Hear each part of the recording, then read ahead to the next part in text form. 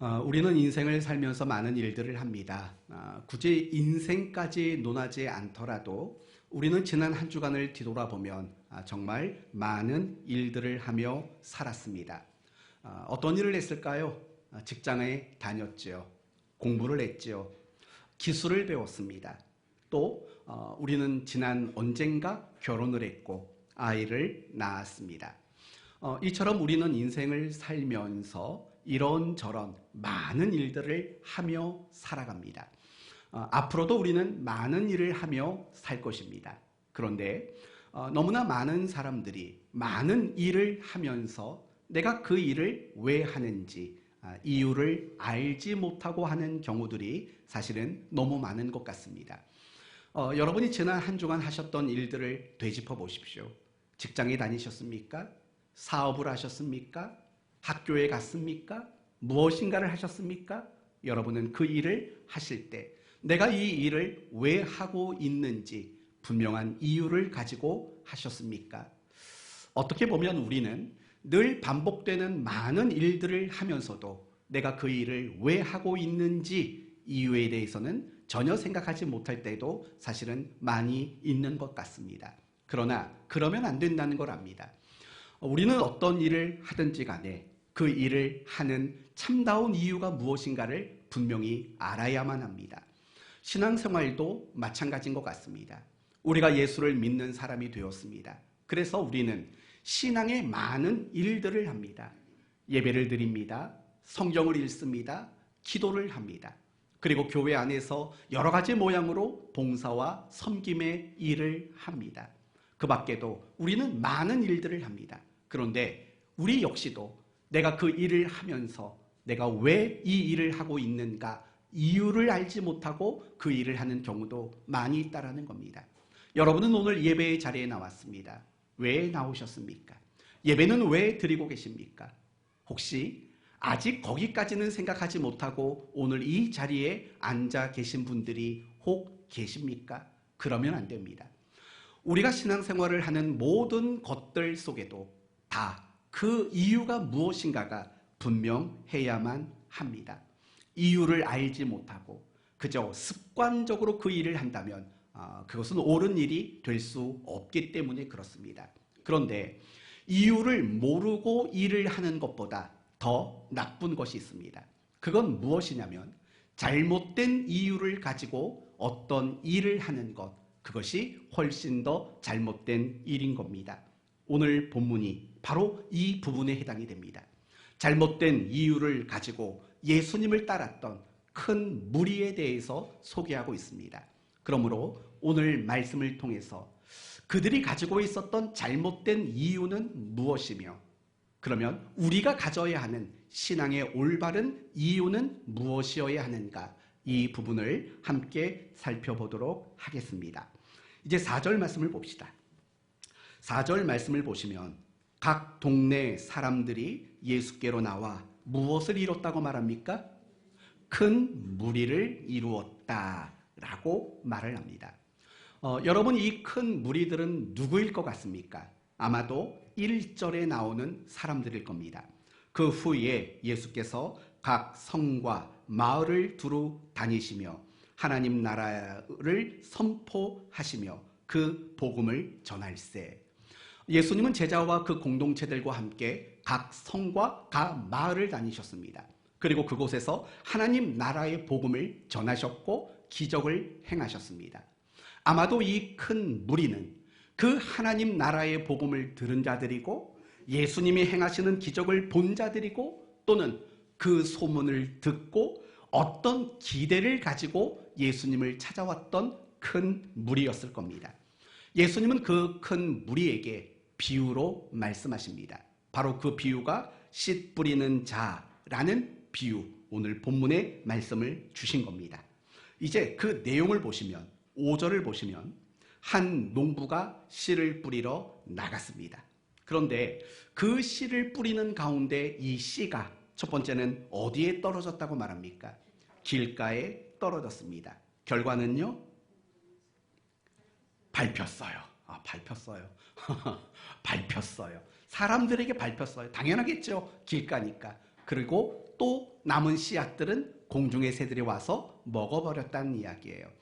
두 번째 씨앗은 어디에 떨어졌다고 합니까? 바위 위에 떨어졌답니다. 결과는요, 싹이 났네요. 그렇지만 습기, 원래 여러분 바위가 뜨거워지면 물이 금방 마르잖아요. 습기가 없어서 말라 죽어버렸어요.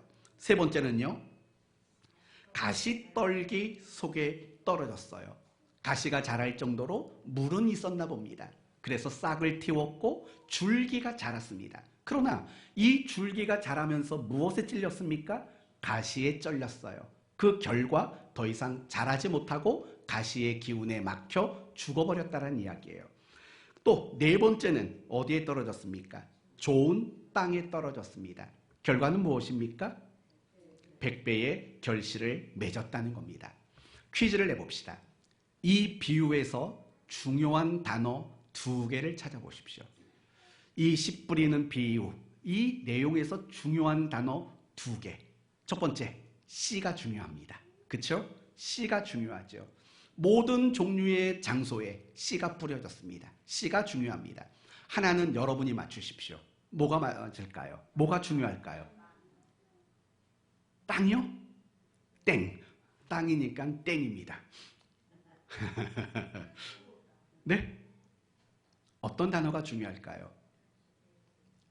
지금 답이 나왔어요. 뭐라고 그랬죠? 결실. 이제 뭐 좀 물어보려고 하니까 은하가 알아서 대답을 해버렸어요. 결실이 중요한 거예요. 오늘 이 씨 뿌리는 자의 비유에 있어서 중요한 단어는 2가지예요. 씨가 중요해요. 그리고 또 하나는 결실이 중요해요. 특히 오늘 우리가 주목하려고 하는 단어는 결실이라는 단어를 한번 주목해 보려고 해요. 여러분, 오늘 4종류의 곳에 씨가 떨어졌습니다. 똑같은 씨예요. 어느 씨는 좋고 어느 씨는 나쁜 게 아니라고요. 똑같은 농부가 뿌린 똑같은 씨예요. 그렇지만 앞에 말했던 3개, 길가, 바위 위, 그리고 가시떨기, 이곳에서는 이 씨가 결실을 하지 못했어요. 하나는 아예 싹도 나지 못했고, 나머지 2개는 싹은 나고 자라기는 했지만 결국 말라 죽거나 가시의 기운에 찔려 죽고 말았어요. 자라긴 했지만 결국 결실을 못했어요. 하지만 마지막 4번째 좋은 땅에 떨어진 씨앗은 싹이 나고 결국 어디까지 도달하게 되는 겁니까? 결실하는 자리까지 도달하게 되었다라는 거예요. 그러니까 오늘 주목할 것은 이런 거예요. 이 씨 뿌리는 자의 비유는 결국 결실한 자들과 결실하지 못했던 자들에 대한 이야기를 하고 있다는 거죠. 그러니까 이 이야기를 어디에 접목시키면 되냐면 큰 무리로 접목시키면 된다는 겁니다.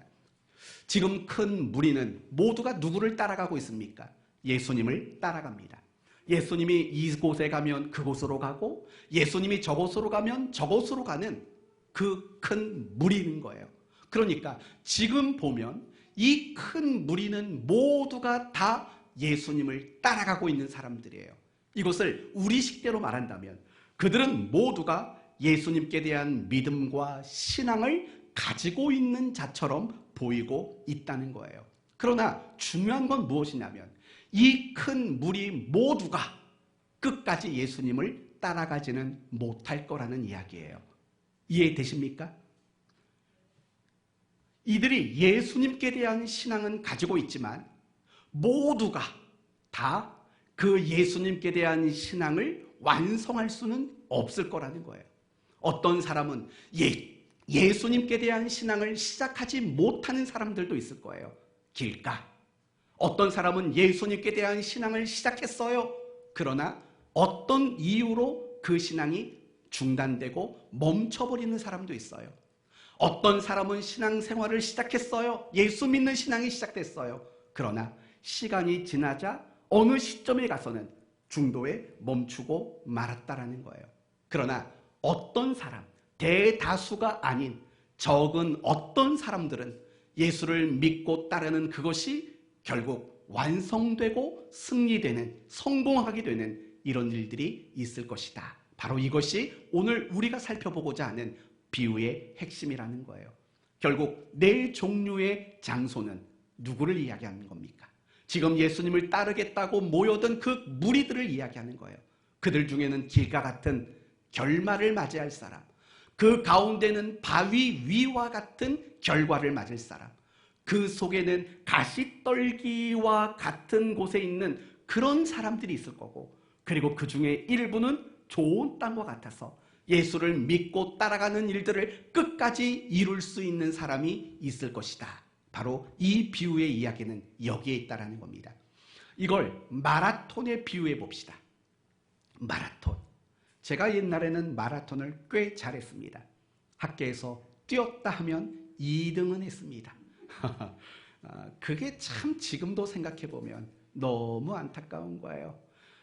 언젠가 한번 얘기했던 것 같은데, 제가 중학교 시절에 학교가 1년에 한 번씩 그런 행사를 하지 않습니까? 서운흥에 가서 마라톤 대회를 했습니다. 열심히 뛰었습니다. 결승점이 보입니다.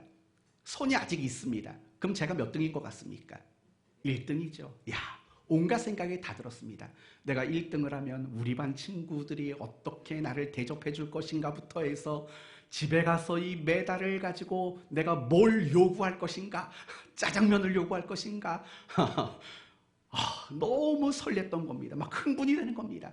한 3, 40m 앞에까지 제가 1등이었습니다. 근데 어느 놈 하나가 이름도 잊혀지질 않아요. 권혁이었어요. 그 친구가 그 3, 40m 남겨놓고 저를 추월해서 자기가 1등 해버린 겁니다. 너무 속상했습니다.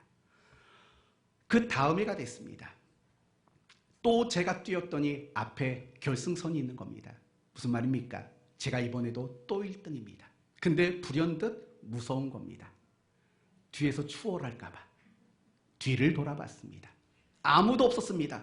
그런데 뒤로 돌아보는 사이에 지나간 겁니다. 그래서 또 2등 했습니다. 네, 그건 중요한 게 아니고 진짜 중요한 건 그거죠. 마라톤으로 얘기해 보자는 거예요. 출발선에 선 선수들은 모두가 자신이 완주할 거라고 자신감이 있다고요. 그러나 막상 뛰어보면 어떤 사람은 초반에 경주를 포기하는 사람도 있고, 어떤 사람은 중간에 가서 포기하는 사람이 있고, 어떤 사람은 말미에 가서 포기하는 사람도 있습니다. 그 마라톤의 거리를 완주하는 사람은 많지는 않다라는 겁니다. 오늘 씨 뿌리는 자의 이야기는 결국 이와 같다라는 거예요. 모두가 예수를 믿기 시작했어요. 모두가 예수님을 따라가기 시작했어요. 그러나 시작했다고 해서 모두가 결승점에 들어가지는 않는다라는 이야기예요. 그게 길가, 그게 바위 위, 그게 가시떨기 이야기인 거죠. 그리고 끝까지 예수 믿는 그 마지막 자리까지 갈 수 있는 사람은 많지는 않다라는 이야기. 바로 그걸 오늘 본문이 우리에게 이야기하고 있는 거예요. 그렇다면 이제 우리는 한 가지 확인해 봐야 될 게 있어요. 뭐냐면 예수님이 지금 씨 뿌리는 자의 비유를 통해서 모두가, 나를 따르는 이 큰 무리들 모두가 끝까지 나를 따르지 못할 거다. 예수를 믿겠다고 한 그들 모두가 끝까지 나를 믿지는 않을 거다라는 이 말씀이 비유의 내용인데, 과연 그렇게 되었을까라는 부분을 우리는 점검해 봐야 한다라는 겁니다. 어떻게 됐을 것 같습니까? 정말 예수님의 이 비유의 말씀대로 됐을까요? 안 됐을까요? 됐다는 거예요.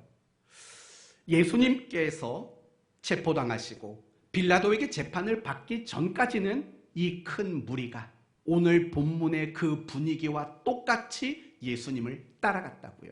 아니, 어쩌면 시간이 지나면 지날수록 예수님께 대한 열광함이 더 커졌을 게 분명하다고요. 예수님이 예루살렘에 입성하셨을 때 여러분, 이 큰 무리가 어떻게 외쳤는지 아시죠? 이렇게 외쳤습니다. 온 무리가 자기들이 본 바 모든 능한 일로 인하여 기뻐하며 큰 소리로 하나님을 찬양하여 이르되, 여기서부터요. 뭐라고 외쳤다고요? 찬송하리로다. 주의 이름으로 오시는 왕이여, 하늘에는 평화여, 가장 높은 곳에서는 영광이로다. 이 큰 무리는 적어도 예수님이 예루살렘에 입성하는 그 순간까지는 이렇게 열렬한 마음을 가지고 예수님을 열광하며 따라다녔습니다. 그러나 그들의 태도와 그들의 모습이 바뀌어지는 사건이 생깁니다. 그게 바로 예수님이 체포당하시고 예수님이 빌라도에게 재판을 받으시게 되는 그 순간입니다. 그들은 더 이상 예수님을 따라가지 않기로 마음을 먹었습니다. 그들은 더 이상 예수님께 대한 신앙을 가질 마음이 없어지고 말았습니다. 그래서 누가복음 23장을 보면 이런 말이 나옵니다. 무리가 일제히 소리질러 이르되 이 사람을 없이하고 바라바를 우리에게 놓아 주소서. 여러분, 이렇게 말한 사람들이 누굽니까? 지금 오늘 본문에 나오는 바로 그 큰 무리들이고, 예수님이 예루살렘에 입성하셨을 때 호산나 호산나 다윗의 자손으로 오시는 이여 라고 외쳤던 바로 그들입니다. 그들이 이제 와서는 예수님을 못 받고 흉악한 죄인이었던 바라바를 우리에게 내어주고 살려주십시오 라고 외쳤다라는 겁니다. 그러자 빌라도는 이렇게 말합니다. 이 사람에겐 죄가 없다. 도대체 이 사람에게 무슨 죄가 있느냐? 라고 이야기를 합니다. 그러자 그 큰 무리들은 다시 한번 이야기를 합니다. 이렇게 말을 합니다.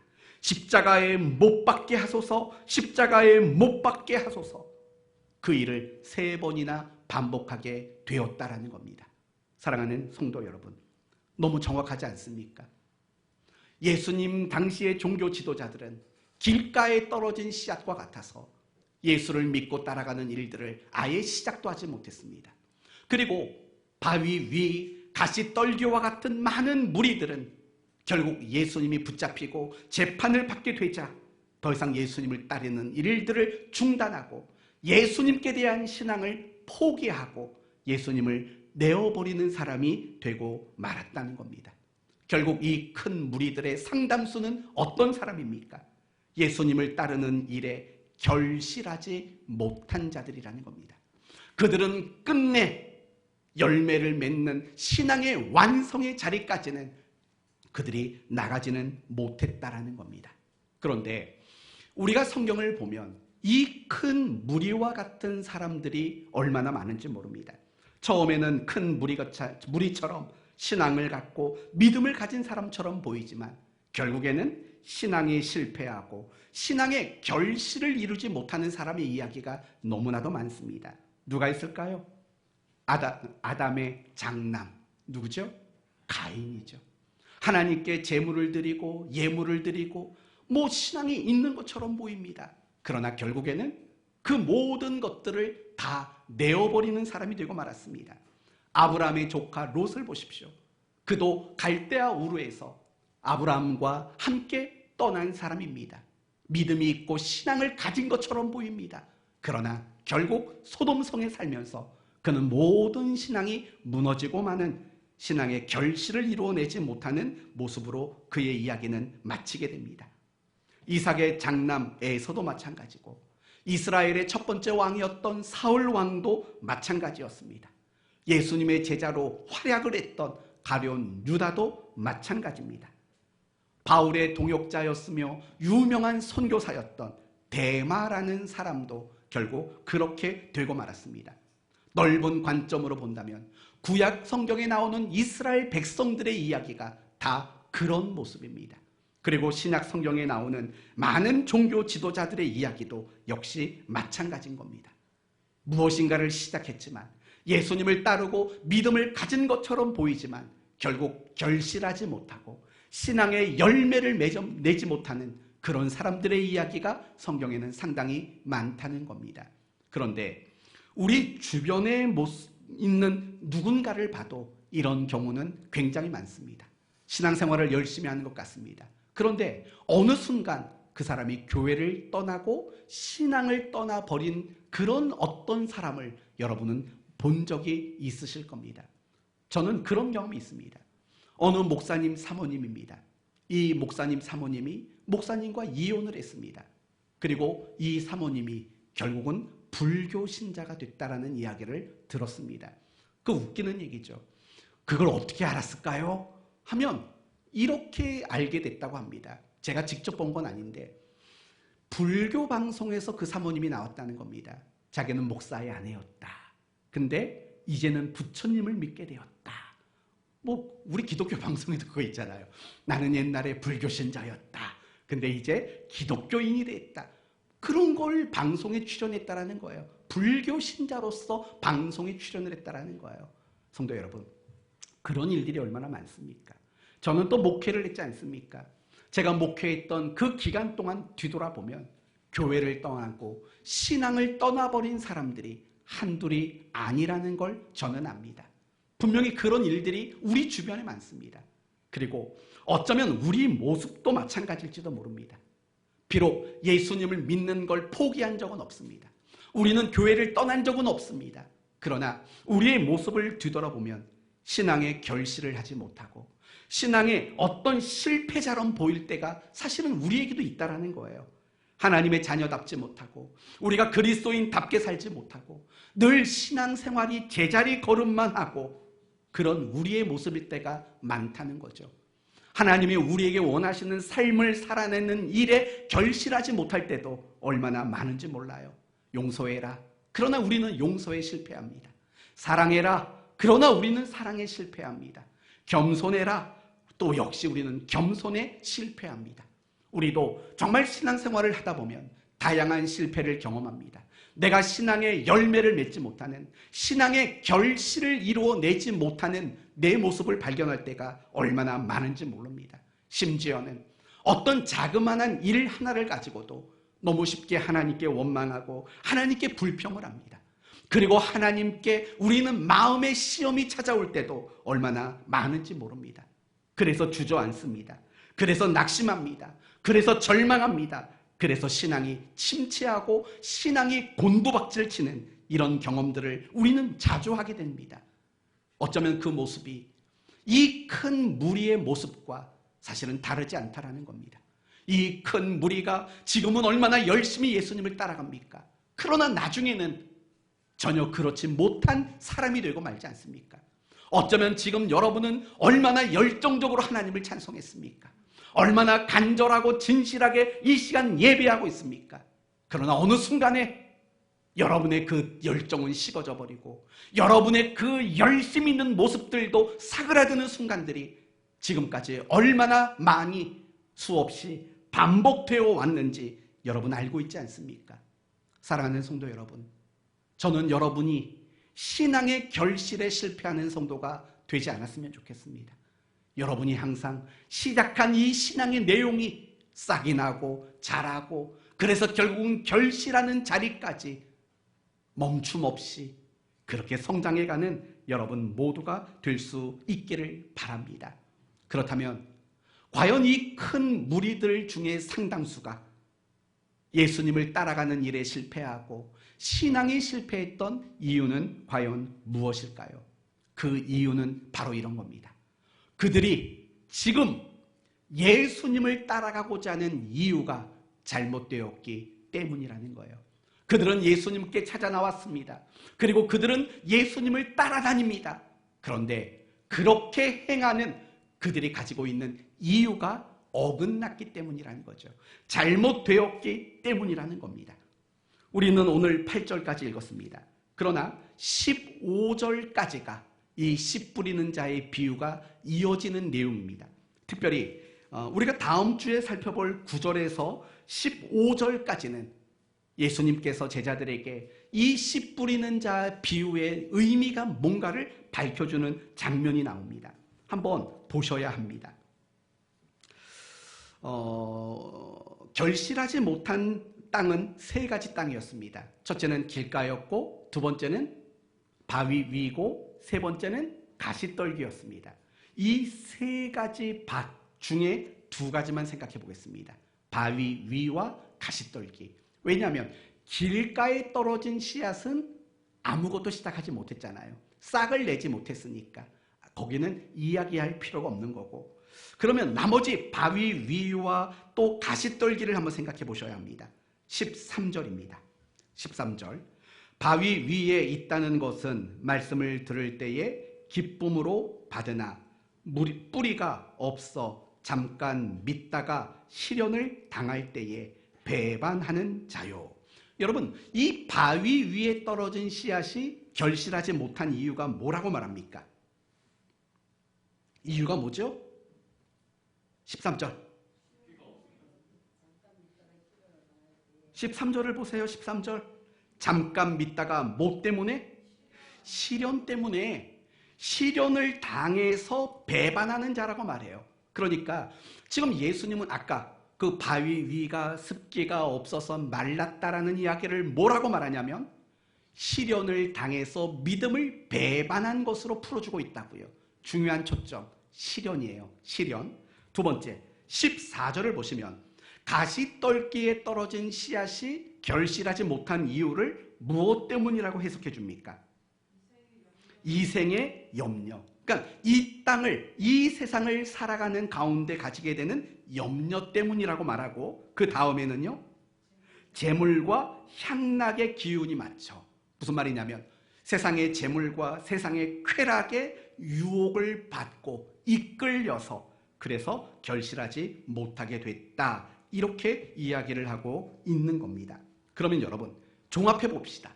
바위 위, 가시떨기, 그들이 결실하지 못했던 이유는 첫째는 시련 때문이고, 두 번째는 염려 때문이고, 세 번째는 재물과 향락 때문이다, 이렇게 이야기를 하고 있는 거예요. 그렇다면 여러분 이제 생각하셔야 돼요.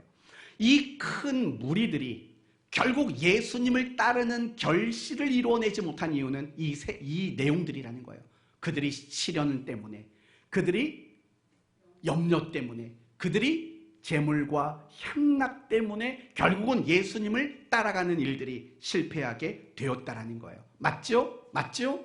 그렇다면 여기서 생각해 보셔야 돼요.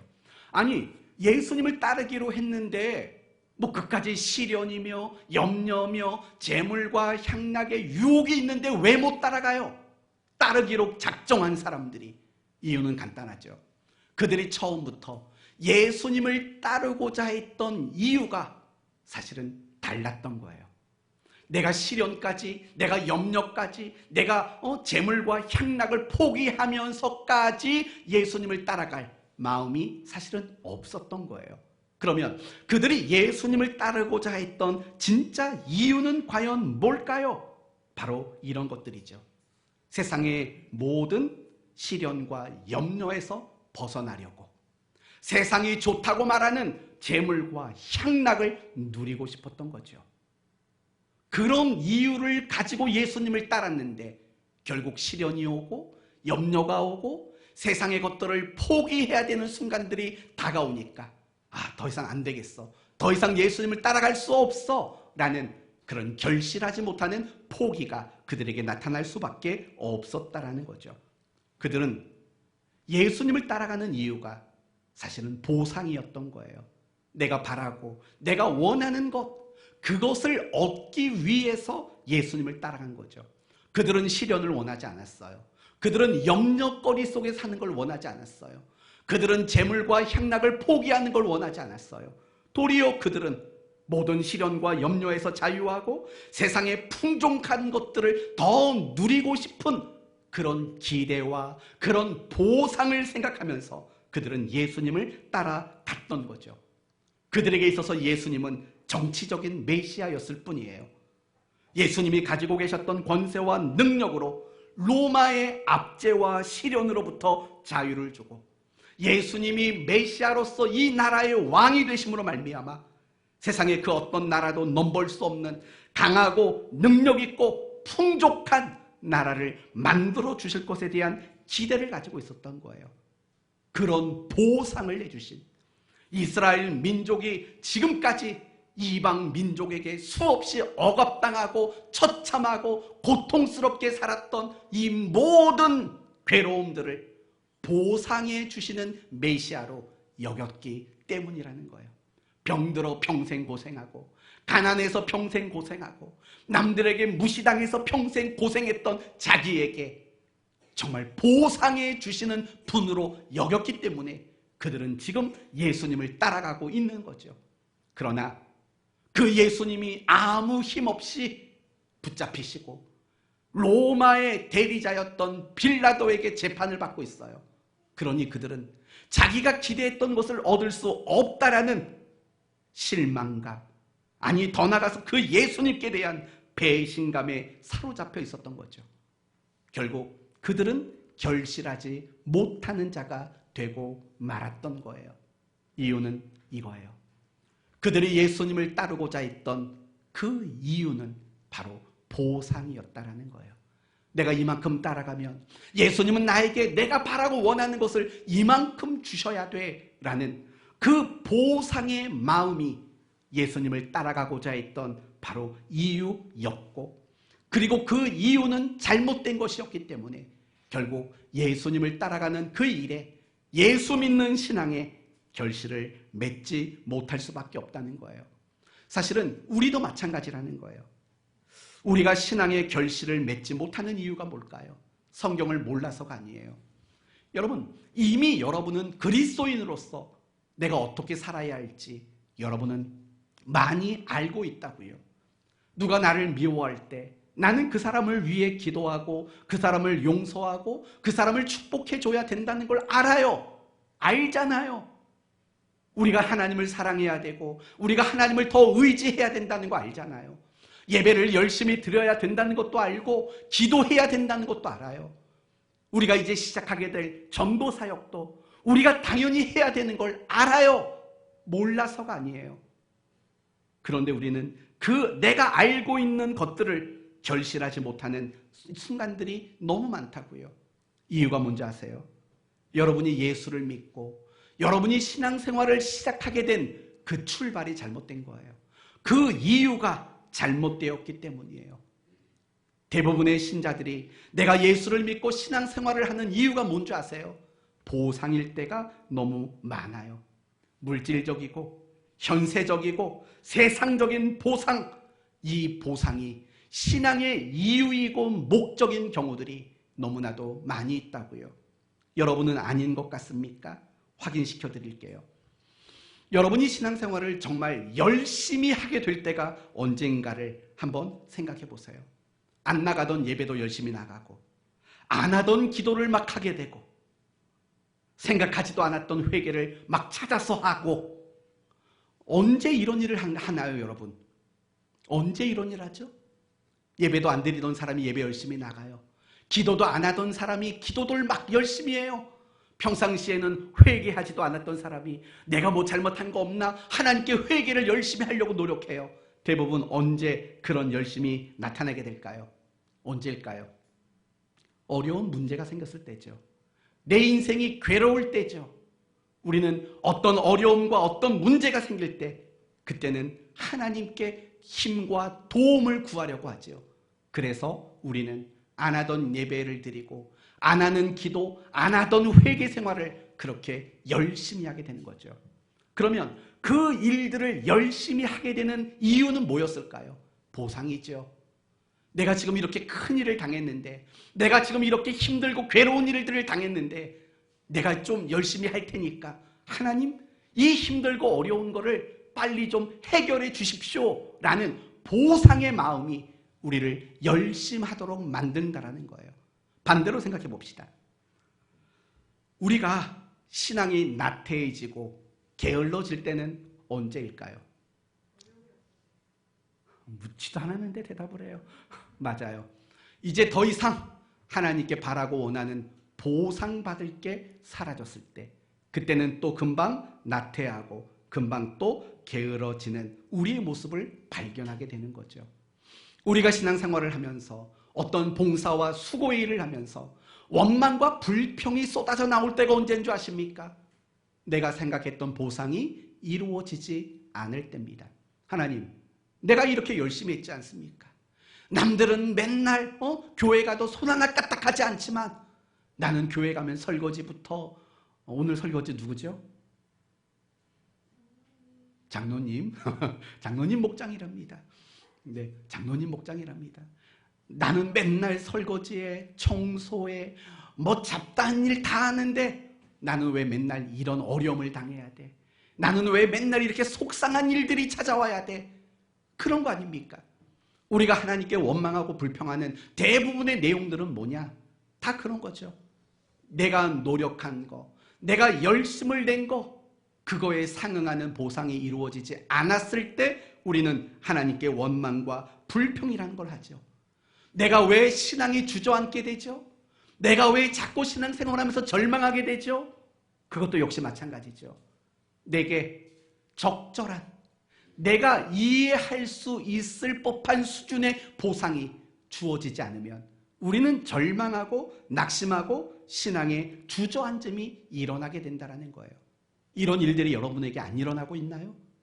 내가 이 신앙생활 열심히 할 때는 뭔가 내 힘으로 못 해결할 일이 있어서였고, 또는 내가 열심히 하다가 나태해진 것은 더 이상 원하는 보상이 없을 때고, 내가 쉽게 원망과 불평이 나오고, 내가 쉽게 신앙이 침체하고 주저앉는 일들이 일어난다. 이게 여러분의 증상이라면, 여러분이 신앙생활을 하는 이유는 어쩌면 오늘 본문이 말하고 있는 큰 무리들이 가졌던 보상이 여러분의 신앙의 이유이기 때문일 것입니다. 많은 그리스도인들이 여기에서 흔들리는 겁니다.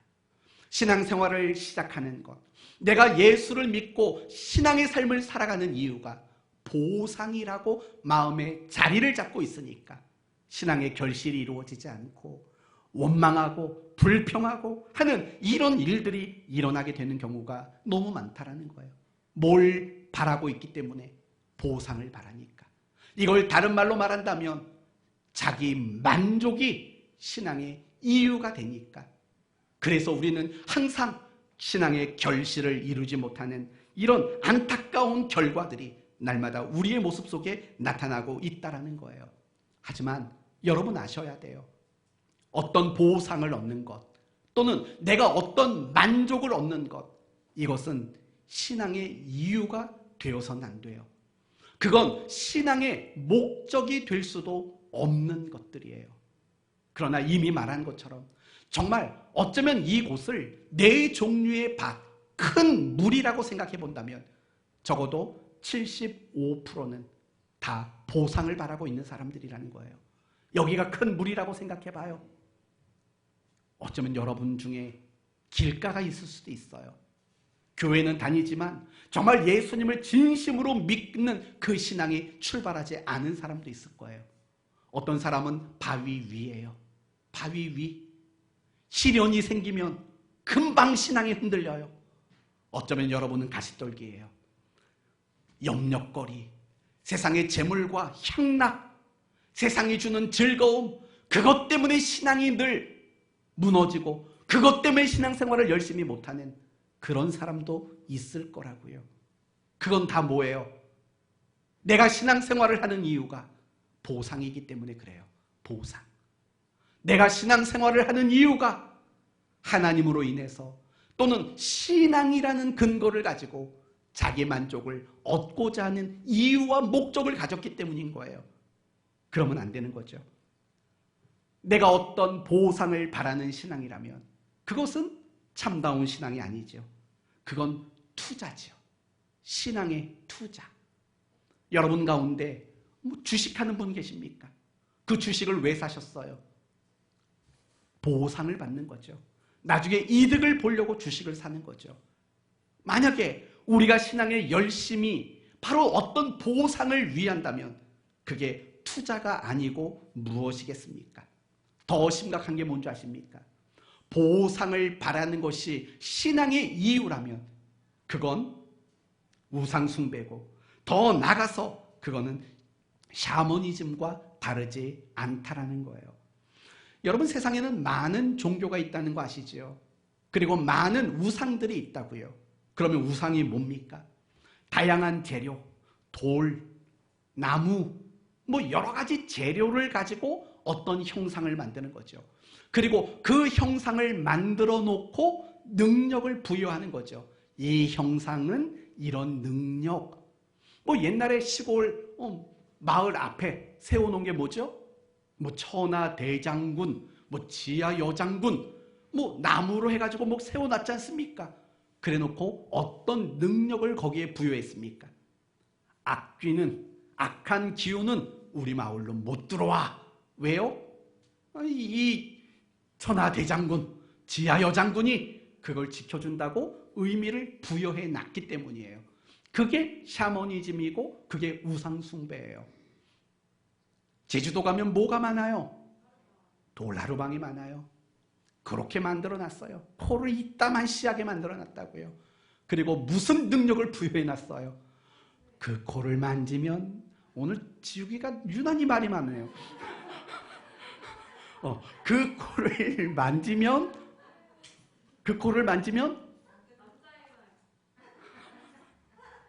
아들을 낳답니다. 아들을. 우리 부인이 신혼여행을 우리 부인이 제주도 간 게 아니라 같이 간 거죠.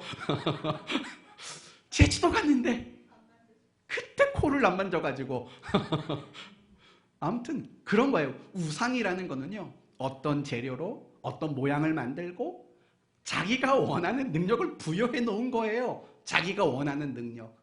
그리고 그 우상 앞에 열심히 지극정성을 다해서 극진히 대접하고 섬기죠. 왜요? 왜 그렇게 극진히 그 우상을 섬길까요? 바라는 게 있으니까요. 그렇죠? 원하는 게 있으니까. 만약에 내가 바라고 원하는 게 없으면 굳이 그렇게 극진히 그 우상을 섬길 이유가 있겠습니까? 그렇죠?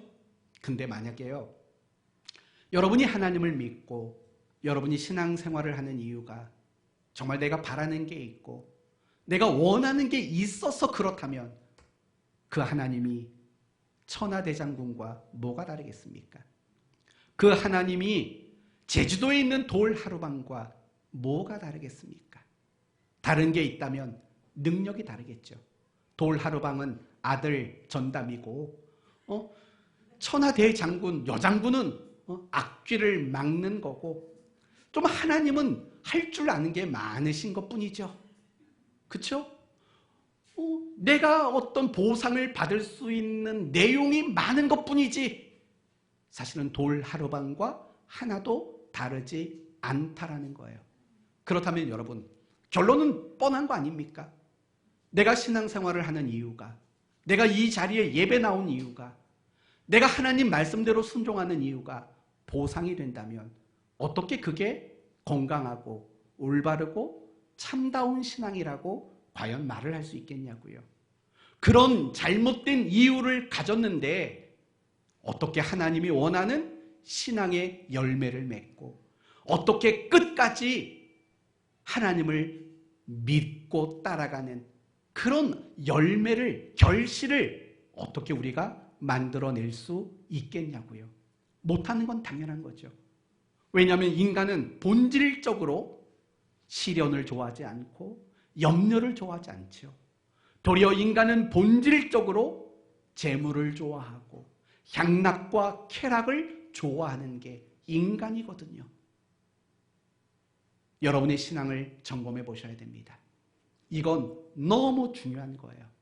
내가 정말 예수를 믿고 신앙생활하는 이유가 보상은 아닌지, 그걸 잘 점검하셔야 합니다.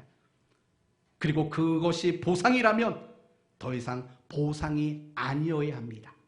그렇다면 우리가 가져야 되는 신앙의 이유는 과연 무엇일까? 사실은 답이 다 나왔죠. 보상은 잘못된 거란 얘기죠. 보상이 아닌 무엇으로? 감사로. 감사인 거죠. 내가 예수를 믿는 이유가 뭐냐? 감사지요. 내가 신앙생활을 열심히 하는 이유가 뭐냐? 감사지요. 내가 하나님 말씀대로 살아가는 이유가 뭐냐? 감사지요. 내가 직분자가 되고 내가 헌신하여 사역하는 이유가 뭐냐? 감사지요. 이 이야기는 출애굽기 20장에 나오는 십계명 이야기로 확인시켜 드릴 수 있다고요. 이스라엘 백성을 하나님은 구원하셨어요. 그리고 그들을 자기 백성 삼으셨고 이제 하나님 백성답게 살라고 그들에게 10가지 계명을 주셨다고요. 그렇죠? 10가지 계명을 주셨어요. 그런데 중요한 건 뭐냐면 그 10가지 계명을 주시기 이전에 하나님이 먼저 이런 말씀을 하셔요. 들어보세요. 하나님이 이 모든 말씀으로 말씀하여 이르시되 나는 너를 애굽 땅 종 되었던 집에서 인도하여 낸 네 하나님 여호와니라.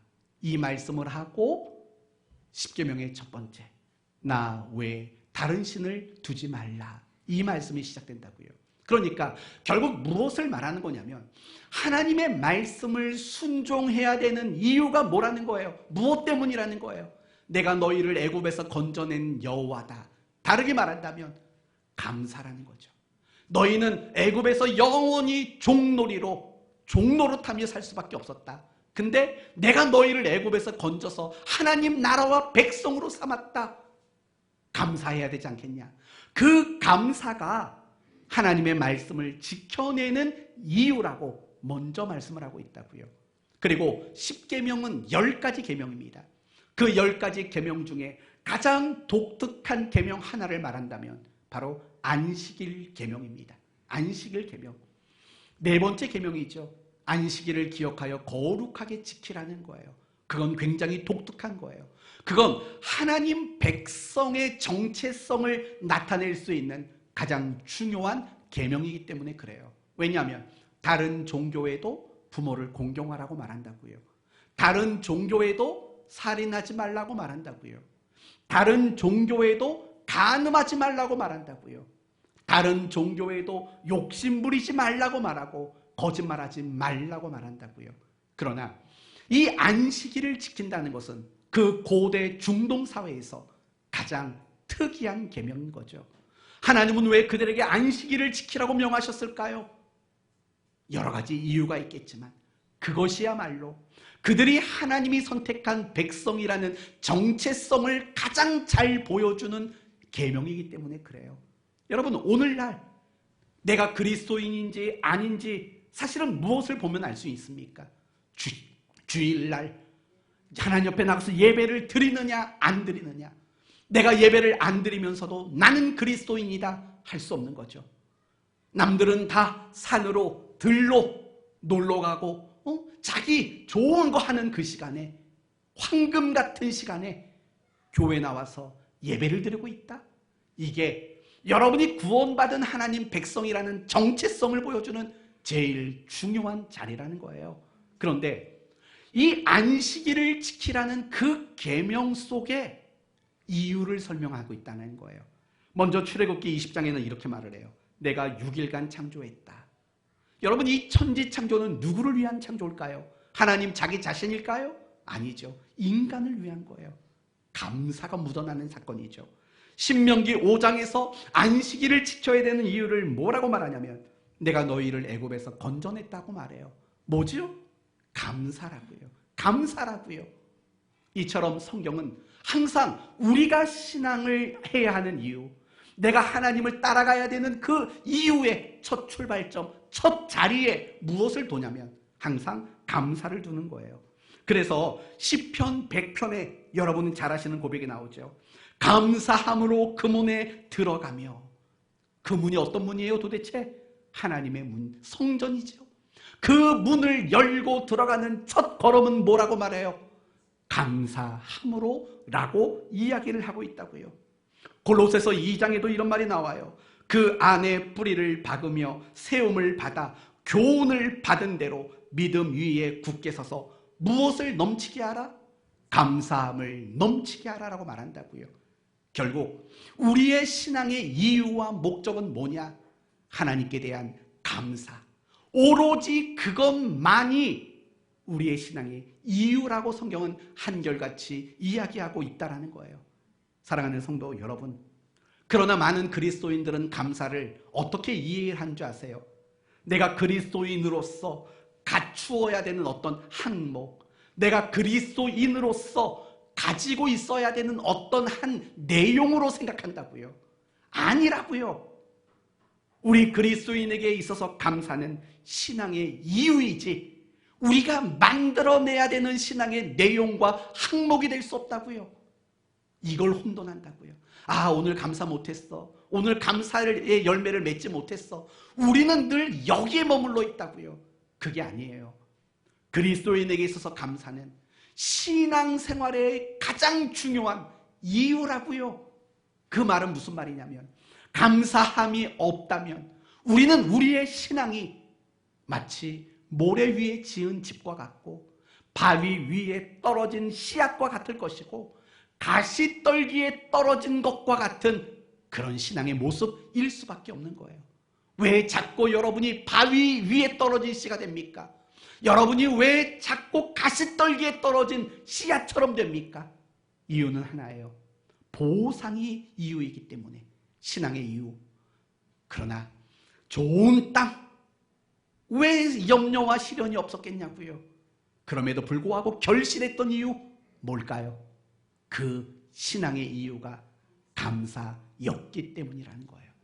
여러분이 신앙에 실패하는 이유는 내가 왜 신앙생활을 하는가에 대한 이유가 어긋났어요. 보상 쪽으로 여러분이 시선이 가면 반드시 신앙은 결실하지 못하는 것으로 결말이 생겨요. 그러나 여러분의 신앙의 이유가 감사 쪽으로 시선이 향하게 되면 여러분은 힘들고 어려운 순간이 있을지언정 여러분은 결실하는 자로 여러분의 인생이 이끌려질 수밖에 없다라는 겁니다. 사랑하는 성도 여러분, 여러분에게는 감사가 신앙의 이유이십니까? 아니면 보상이 신앙의 이유가 되십니까? 확인하는 방법이 있습니다. 여러분의 신앙생활 속에 기쁨과 감격이 있는가를 생각해 보셔야 합니다. 그래야 됩니다. 내게 기쁨이 있나? 내가 감격이 있나? 그걸 생각해 보셔야 돼요. 여러분, 오늘 본문을 보면은요, 보상을 목적했던 바위나 가시떨기를 보세요. 어떻습니까? 바위 위는 싹이 났지만 습기가 없어서 메말랐어요. 그 속에 무슨 기쁨이 있어요? 그렇죠? 그 속에 무슨 감격이 있겠냐고요. 가시떨기 속에 떨어진 걸 보세요. 늘 숨통이 조여요. 세상에 재물 갖고 싶은데, 세상에 쾌락도 갖고 싶은데, 누리고 싶은데, 내가 그거 못하는 사람이잖아. 늘 가시가 나를 찌르는 것처럼 늘 숨통을 조여오고 찔러온다고요. 결국 보상이 이유인 사람들은 기쁨이 없고 감격이 없는 사람인 거예요. 그렇기 때문에 내가 신앙생활을 하는 가운데 내 신앙생활이 막 짜증이 나고 재미가 없고 기쁨이 없고 즐거움이 없고 감격이 없다면 미안하지만 여러분은 신앙의 이유가 보상 쪽에 있는 거예요. 하지만 여러분이 정말 감사가 신앙의 이유라면 어떤 순간 속에서도 여러분은 기쁨과 감격함이 여러분에게 차고 넘치게 될 줄로 믿습니다. 사랑하는 성도 여러분, 신앙이라는 자리에는요, 보상이 있을 곳이 없어요. 여러분이 이 말을 이해했으면 좋겠어요. 신앙 안에는 보상의 자리가 없어요. 목사님 무슨 말도 안 되는 소리 하십니까? 어떤 사람은 신앙생활 열심히 해서 부자 됐다던데요. 어떤 사람은 신앙생활 열심히 해서 병고침 받았다는데요. 이게 보상이 아니고 뭡니까? 물을 수 있어요. 보상 아니에요. 그럼 뭡니까? 이렇게 대답하고 싶어요. 그건 보상으로 주신 게 아니라 하나님이 맡기신 거라고요. 돈을 맡겼고 건강을 맡겼고 권력을 맡긴 거지. 여러분에게 그걸 보상으로 주신 게 아니라고요. 그러니까 신앙생활 좀 열심히 하다가 부자가 된 사람들 어떻게 되는 줄 아세요? 믿음 다 버린다고요. 여기저기 떠돌이가 된다고요. 왜요? 보상으로 생각하니까. 그거 다 떨어질 때까지는 뭐 열심히 할 이유가 뭐가 있어요? 그게 아니라고요. 하나님이 우리에게 어떤 물질의 복을 주셨다면 맡기신 거죠. 정말 하나님 나라를 위해서, 가난하고 어려운 자들을 위해서 그것을 쓰라고 나누고 맡기신 거지, 그걸 보상으로 주신 것이 아니라고요. 하나님은 이미 우리에게 사실 모든 걸 주셨다고 여러분 믿으시나요? 아니면 아직도 나는 하나님께 받아내야 될 게 남았다고 생각하시나요? 아니에요. 우리가 예수 믿기 이전에 우리가 얼마나 처참한 인생이고 얼마나 좀 말도 안 되는 존재였는지 아십니까? 하나님을 미워했고 하나님과 원수였고 연약했고 죄투성이 인간이었다고요. 죄로 얼룩진 인생으로 영원한 형벌에서 부들부들 떨면서 살 수밖에 없는 참혹한 존재였다고요. 이런 우리를 정말 독생자를 내어주셔서 자기 자녀 삼으시고 우리를 극진히 사랑해 주시지 않으셨어요. 그것만 생각하시면 사실은 하나님이 우리에게 모든 걸 주신 거죠. 독생자를 주셨는데 이렇게 얘기해 봅시다. 여러분이 택하셔야 돼요. 자식과 전 재산 둘 중에 뭐를 택하시겠어요? 당연한 거예요. 거기서 자기 전 재산을 택할 사람 없다고요. 그 말은요, 내 자식을 내어줬다는 것은 하나님이 가지고 계신 모든 것을 이미 우리에게 주신 것과 방불하다고요. 같은 거라고요. 그런데 우리는 그렇게 사는 거죠. 여러분, 우리말에 그런 말이 있죠. 물에 빠져 죽어가는 사람 건져냈더니 뭐 달라고요? 보찜 내놓으라고 하는 말이 있다고요. 우리가 극격 아닐까요? 우리를 위해서 자기 아들을, 독생자를 내어 죽기까지 하셨는데 우리는 여전히 그 하나님 앞에 나 오늘 이만큼 했어요? 좀 채워주시죠? 늘 이런 식으로 신앙생활을 한다면 어떻게 하나님의 사람으로서 결실을 할 수 있겠냐고요. 늘 머리가 아프죠. 늘 원망이 많아지죠. 하나님께 따져 묻는 게 맞는 거죠. 보상을 바라니까. 보상이 내게 너무 중요한 것이니까 신앙이 늘 흔들릴 수밖에 없는 거죠. 신앙에 기복이 생길 수밖에 없죠. 하지만 그 하나님이 독생자까지 내어주신 것은 이미 우리에게 모든 걸 내어주셨고 더 이상 우리에게 주실 것이 없을 정도로 주셨다라는 그 믿음을 가지고 감사로 신앙생활을 한다면 우리가 어찌 원망하겠어요? 우리가 어찌 신앙이 흔들릴 수 있겠냐고요. 우리가 이 사실을 잊지 말아야 돼요. 우리가 신앙생활하는 이유는 감사, 그게 이유인 거예요. 그거 말고는 더 이상 찾지 마세요. 그거 말고는 이유가 없어요. 내게 정말 말할 수 없는, 내게 갚을 수 없는 은혜와 사랑을 부어주신 그 하나님, 그 하나님에게 대한 감사, 그것만이 신앙의 이유가 될 때 여러분은 좋은 땅에 떨어져 100배의 결실을 맺는 그런 신자가 될 수 있다라는 말인 겁니다. 내 자신을 잘 점검하기 바랍니다. 이제 오늘 말씀을 마치겠습니다. 우리의 신앙의 이유는 보상이 될 수가 없고 보상은 우리의 신앙 안에서 자리 잡을 곳이 없는 것입니다. 오직 신앙의 모든 출발과 이유와 목적은 오로지 하나님께 대한 감사, 그거 말고는 없습니다. 항상 저는 여러분이 그 감사하는 마음을 여러분의 마음에서 떠나지 않도록 하셨으면 좋겠습니다. 매일매일이 정말 하나님께로 향한 감사로 여러분의 신앙의 열매와 결실이 이루어지게 되기를 예수 그리스도의 이름으로 축원드립니다. 아멘. 기도합시다. 하나님 감사합니다. 그토록 주님을 열렬히 따랐던 그 큰 무리들, 결국은 예수님을 떠나버리고 예수님을 십자가에 못 박으라고 외치는 군중이 되고 말았습니다. 왜 그렇습니까? 예수님을 따라가는 이유가 보상이었기 때문입니다. 그러나 그들 중에는 예수님이 십자가에 못 박혔음에도 불구하고 끝까지 그 예수님을 믿고 따라갔던 사람도 있을 겁니다.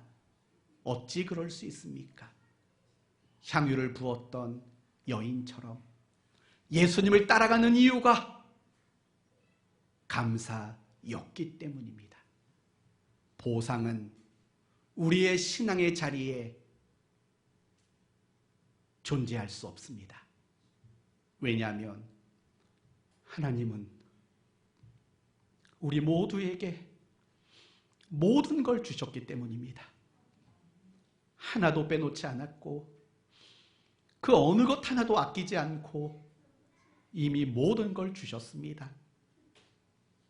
그러기에 우리의 신앙 안에는 보상이란 없습니다.